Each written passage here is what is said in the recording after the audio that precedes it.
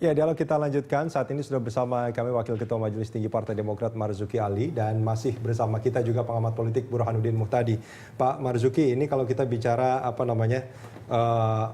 pilihan Demokrat.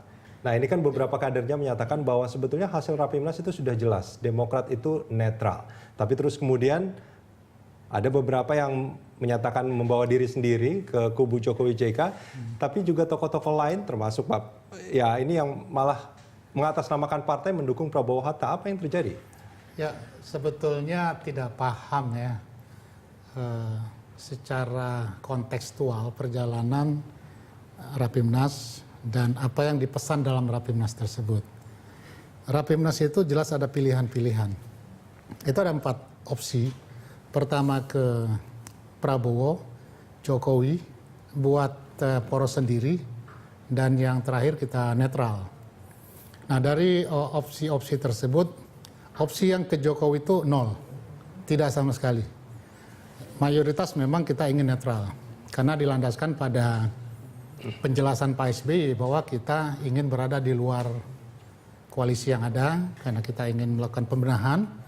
Kita merasakan bahwa dalam perjalanan 10 tahun ini, khususnya 5 tahun terakhir, kita banyak sekali kader kita yang terkena kasus dan kita ingin berbenah diri.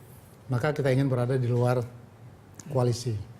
Dan lebih kurang 30%-an itu ke Pak Prabowo Hatta, dan sisanya itu ingin membangun poros sendiri. Jadi tidak ada sama sekali pada saat Rapimnas suara yang ke Jokowi. Itu karena apa? Yang netral berapa, Pak?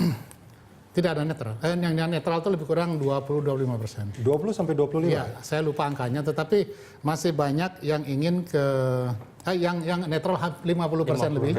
50% lebih. Kemudian yang nomor 2 tuh ke Prabowo Hatta, nomor ketiga itu poros sendiri. Itu hasil Rapimnas. Ya.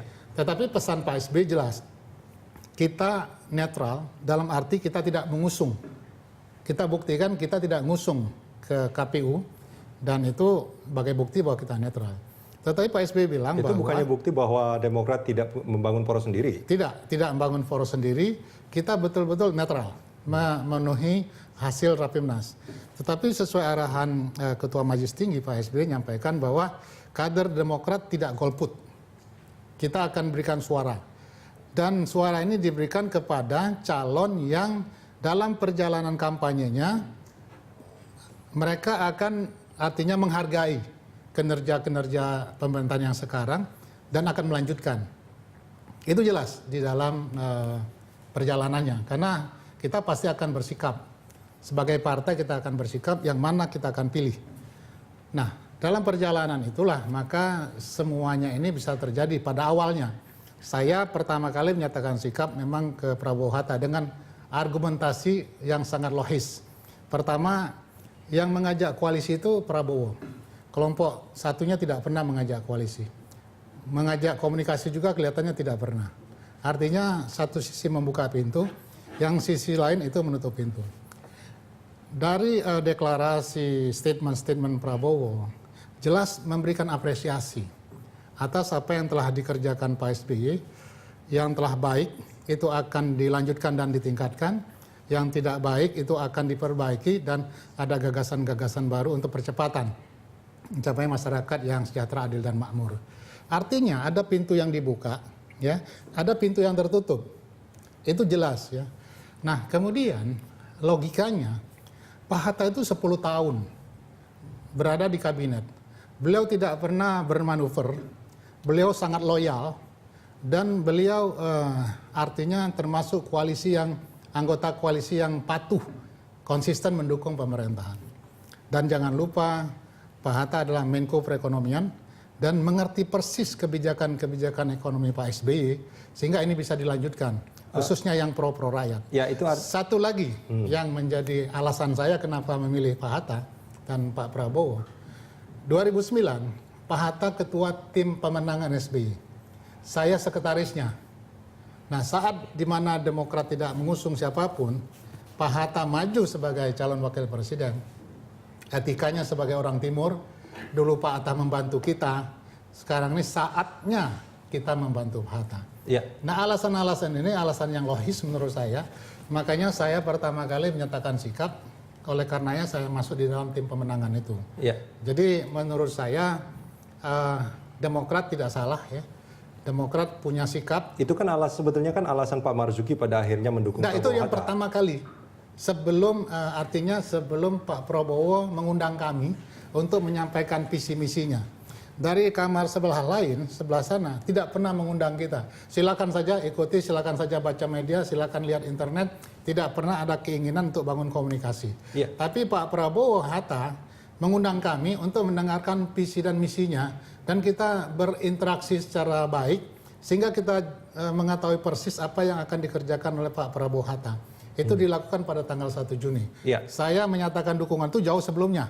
Jadi ini proses politik yang terjadi di internal, dan pada akhirnya kenapa Pak Syarif menyatakan dukungan itu sesuai dengan janji kita. Pada akhirnya kita akan memberikan suara kita kepada kandidat yang betul-betul ya, akan melanjutkan. Sebelumnya 56% pada Rapimnas bilang netral, Pak. Kan sudah kita buktikan kita netral.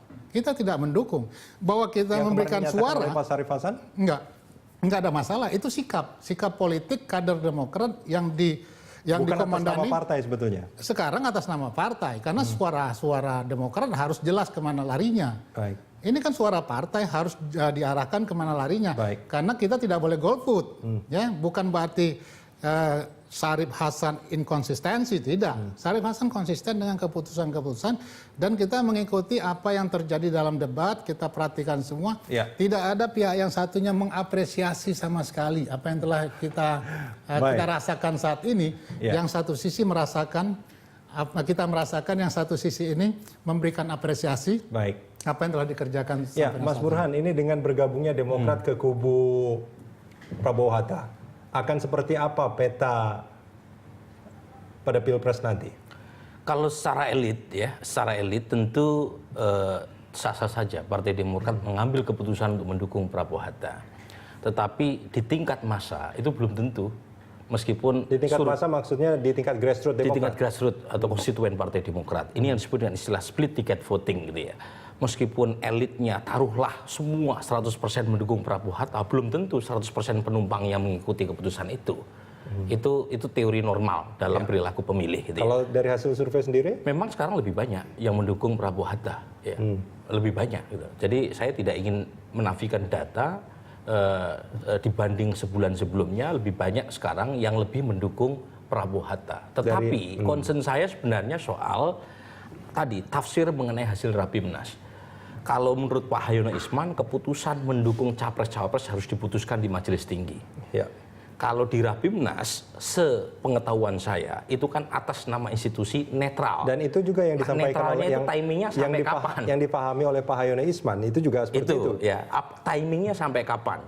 Kalau secara individu masing-masing, misalnya Pak Marzuki sebelum keputusan diambil secara resmi Partai Demokrat mendukung Pak Prabowo Hatta, Pak Marzuki bebas menentukan pilihan, ikut kampanye ke Prabowo Hatta. Pak Suwaidi mendukung Jokowi JK. Ya. Tetapi setelah atas nama partai, pertanyaannya, apakah perlu keputusan lain di dalam sebelum Selain Pak Syarif Rapimnas Hasan yang sebelumnya mengambil keputusan resmi, ataukah tanpa harus menggelar mekanisme internal, boleh Pak Syarif Hasan atas nama Baik, nanti kita akan kemudian minta mengambil konfirmasi dari keputusan Pak Marzuki. Usai jeda nanti Pak Marzuki.